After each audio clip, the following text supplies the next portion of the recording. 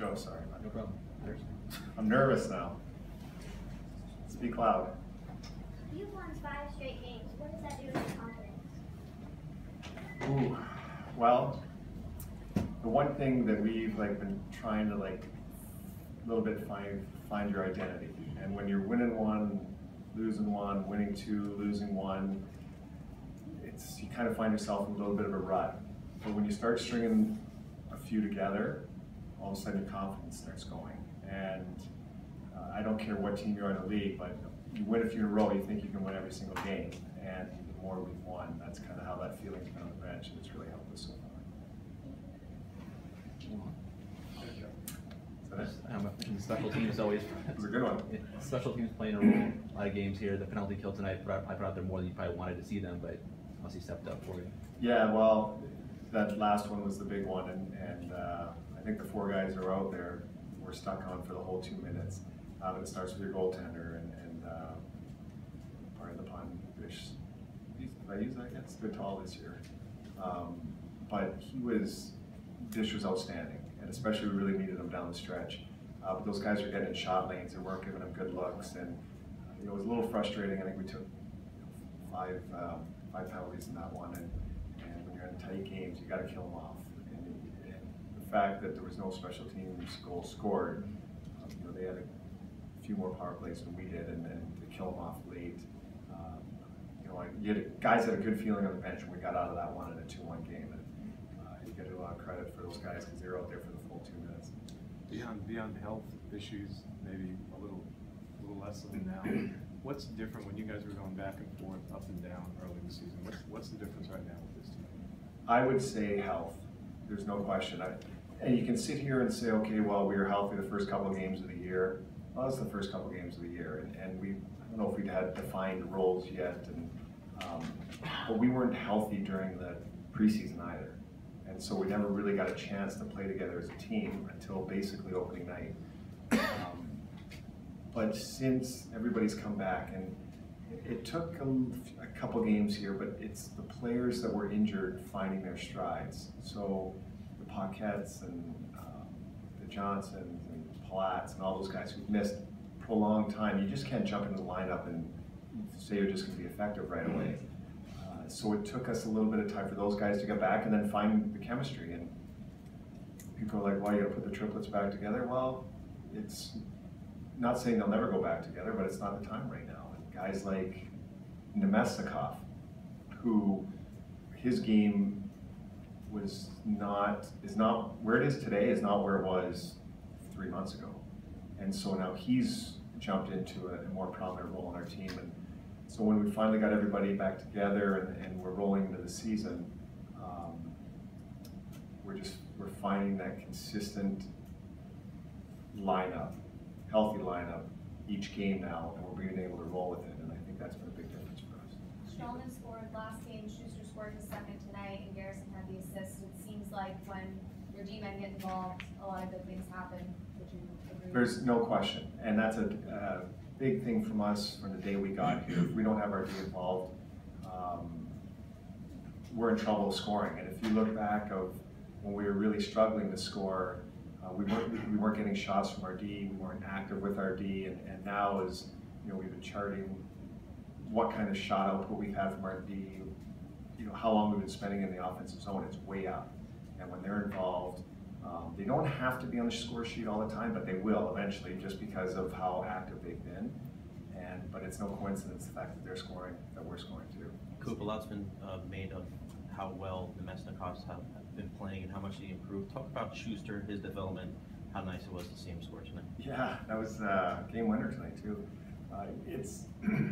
He's the one guy when he scores, I think just because he hasn't really had a taste of scoring but a lot of goals in the league, the guys are really excited for him on the bench. And but talking about the D being active, that's a defenseman scoring a goal 6 inches from the post, and that's how we needed for our guys to play, is have them up in the play, hanging in there. And I'd say, I was asked a question the other day, well, who was the most, I guess, improved player this year? And I said Nemesnikov. Well, if somebody had asked me who's close second, I would say Schuster. And these starting to reap the benefits of how he's been playing. I know you guys stress defensemen getting up into play and scoring the last couple of years. Are the guys just doing it better more recently? Is it, you know, 'cause I know you guys don't do anything different as far as the production's definitely been more. I think we've probably put more of an emphasis on it, and you know, we're looking at different holes in our game, playing with different lineups all the time. As we talked about earlier, it's just our consistency in our play. Sometimes we'd be up, sometimes we wouldn't. Sometimes we, you know, our D zone was really strong, but our offense wasn't, and we're just kind of getting more balance of that now, and it's been good. You stood up here, Manny and I, talking about how special Stamkos is to offensive talent. Talk about Kucherov's got a long way to go, maybe to be Stamkos or Squirrel, but just his offensive talent on the first goal, just the way. Well, when you're going to use the word gifted, and you say that about Stamkos, you can say that about Kucherov as well. And they're gifted offensive players. You'd sit here and, to be honest, like you're going to count 5, 10 guys in this league. You want the puck on their stick right around the net. You'd be hard pressed not to put those 2 guys on that list. And it gives you a little bit of a 1-2 punch when you can roll, you know, 2 lines out there that have one of them on each. And even that empty netter, like he just kind of found his space, and there was a bunch of traffic in there. But you put him up there in the top 10 of guys. Well, I'm his coach, so I put them all up there.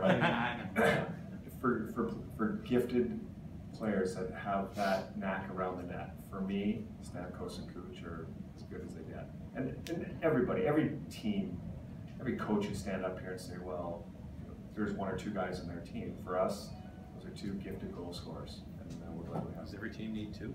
Every team needs like 6. It's hard to find. You talked about guys getting healthy, taking time to get back into the rhythm. How much does it Johnson seem like he's showing some signs of getting back into it? I think the one thing he's not showing as much on the scoreboard, but his line's they've been outstanding for us, and the offensive time they're spending in the zone.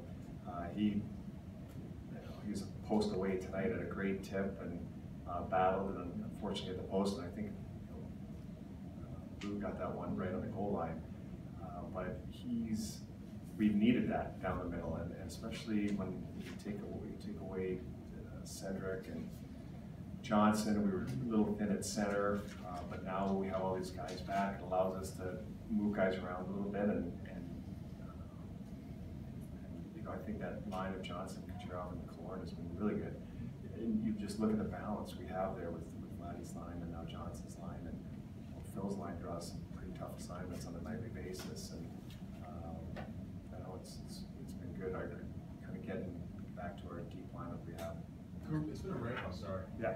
It's been a rare that the Lightning and Panthers have played meaningful games against each other, with playoff positioning on the line. Does that make it extra special to maybe have an in-state rival buddy? Oh, I think so. To be able, whether you know Florida's been good and Tampa hasn't, or Tampa's been good and Florida hasn't, I don't think it's happened too often where both teams have been primed for a playoff spot. And I think there's still so much hockey left to play, but it seems, you know, like we've run into Montreal the last couple years, and you know, some little rivalries are starting there, but it's just natural geographic rivalry. If we ever run into to Florida in a playoff series, and I could really see something build. So I think it's good for hockey. It's good for everything down here in the state of Florida, and for both our teams to be doing well. Good, thank you. Thanks. Day off tomorrow.